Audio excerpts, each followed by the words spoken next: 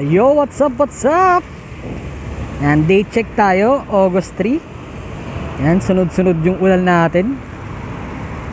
Laging malalakas ang ulan. Yan, re-update lang tayo sa KRX tire natin. Yan, 10K yata ako nagpalit ng gulong nun. Ngayon 15,105 na siya.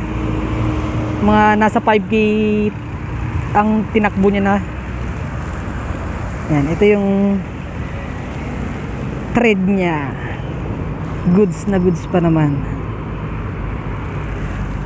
Yon, sa mga nagtatanong ng KRX na brand, good siya, goods.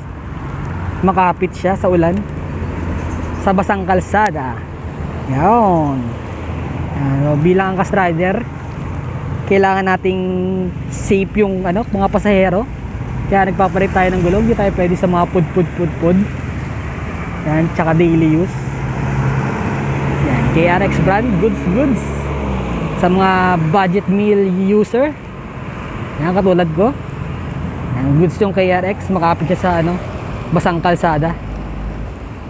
Yan, KRX baka naman. Hindi ako endorser ng KRX. Honest review lang tayo. Yan, kasi may inauna tayong reel. Nag-review tayo ng KRX. Yan, plug and play siya, 11090/10. Good siya, goods. Yan, let's go.